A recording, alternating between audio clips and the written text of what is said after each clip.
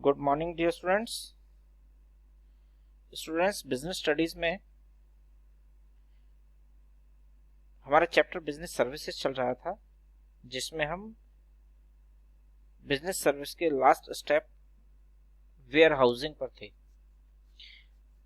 हमने अब तक वेयर हाउसिंग में डिफरेंट टाइप्स के वेयर हाउसेज स्टडी कर लिए थे, जिसमें नंबर 1 हमने स्टडी किया था प्राइवेट वेयर हाउसेज, यानी कि वो वेयर हाउस जो किसी इंडिविजुअल का होता है। ठीक है, यानी कि कोई कंपनी जिसके यहाँ प्रोडक्शन बहुत ज़्यादा होता है और वो अपने लिए एक अलग से वेयर हाउस मेंटेन करते हैं। ठीक है, ये एक जनरल पीपल इसके ओनर होते हैं। नेक्स्ट आपने पढ़ा था पब्लिक वेयर हाउस।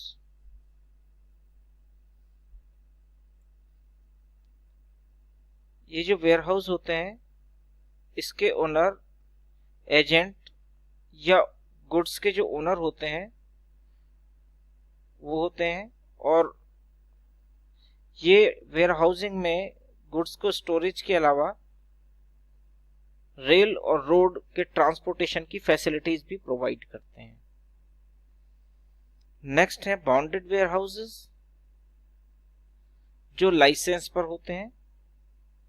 इनको गवर्नमेंट से लाइसेंस की जरूरत होती है और एक बॉन्ड के थ्रू यानी एक एग्रीमेंट के थ्रू ये वेयर हाउस रन किए जाते हैं।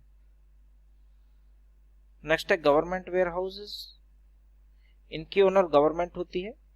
इसके लिए गवर्नमेंट ने एक अलग डिपार्टमेंट बना रखा है जिसको सेंट्रल वेयर हाउसिंग कॉरपोरेशन कहते हैं, यानी केंद्रीय भंडारण निगम। और एक हमारे पास में है कोऑपरेटिव वेयर हाउसेस, यानी कि वो एसोसिएशन जो कोऑपरेटिव सोसाइटीज एक्ट में रजिस्टर्ड हैं, इनका एक ग्रुप है। और वो एसोसिएशन के या कोऑपरेटिव सोसाइटी के जो मेंबर्स हैं, मेंबर बिजनेसमैन हैं, उनके गुड्स को स्टोरेज के लिए ये वेयर हाउस यूज होते हैं, कोऑपरेटिव वेयर हाउसेस। अब बात करते हैं वेयर हाउस के फंक्शंस क्या है, यानी वेयर हाउस काम क्या करता है। Number 1 consolidation. वेयर हाउस का काम है गुड्स को कंसोलिडेट करना, यानी इकट्ठा करना, उसको मिक्स करना। ठीक है। Number 2 break up the bulk. Warehouses bulk quantity में गुड्स को स्टोर करते हैं और यहां पर स्मॉल पैकेट्स में उनको आगे प्रोड्यूस करते हैं। ठीक है।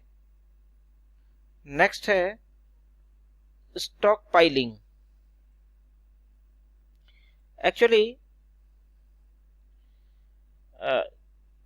जो स्टोरेज जो वेयर हाउसेस हैं हमारे, उनका काम है गुड्स को संभाल कर रखना, स्टोर करके रखना।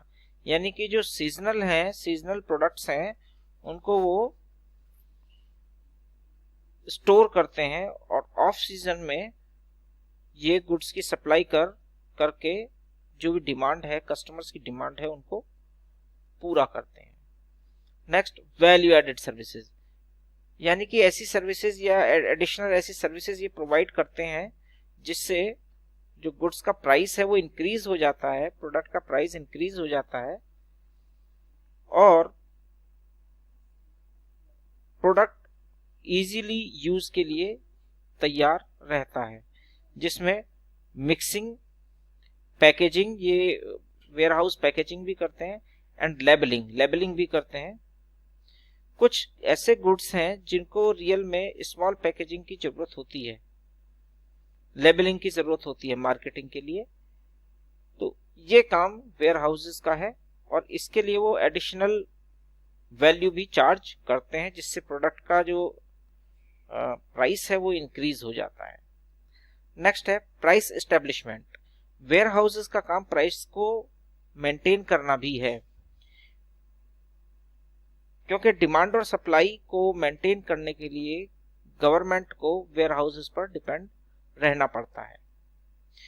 जब भी मार्केट में किसी प्रोडक्ट का प्राइस इंक्रीज होता है, उसके पीछे रीजन होता है कि गुड्स की अवेलेबिलिटी कम होती है मार्केट में। जब कम अवेलेबल होगा तो उसकी प्राइस इंक्रीज हो जाएंगे ऑटोमेटिकली। सप्लाई कम है, डिमांड ज्यादा है, प्राइस इंक्रीज हो जाएगा। तो इमीडिएटली ये सप्लाई रिलीज करते हैं, जिससे कि जो गुड्स की जो प्राइस है वो डाउन आ जाता है। और कभी अगर गुड्स की सप्लाई ज्यादा हो जाए और डिमांड कम हो जाए तो इस सप्लाई को रोक करके फिर से प्राइस को स्टेबल कर देते हैं। फाइनेंसिंग। स्टूडेंट्स, जो गोडाउन्स हैं या गोडाउन्स के ओनर होते हैं, ये जरूरत पड़ने पर कस्टमर्स को भी और मैन्युफैक्चरर्स को, दोनों को फाइनेंस का अरेंजमेंट करते हैं। अगर मान लीजिए मैन्युफैक्चरर्स को कभी फाइनेंस की जरूरत होती है तो वेयर हाउस के पास अगर सफिशिएंट मनी है तो ये प्रोड्यूसर्स को फाइनेंशियल हेल्प भी कर देते हैं। और मान लीजिए कस्टमर के पास इंस्टेंटली, जो इनके कस्टमर्स हैं गोडाउन्स के, अगर उनके पास में इंस्टेंट कैश नहीं है तो एक क्रेडिट पर भी गुड सप्लाई करते हैं। तो इस तरह से ये कस्टमर्स को या प्रोड्यूसर्स को फाइनेंस अवेलेबल कराते हैं। तो स्टूडेंट्स, आज हमारा ये चैप्टर कंप्लीट हो गया। इससे आगे हम अपने नेक्स्ट वीडियो में डिस्कस करेंगे। Okay, thank you.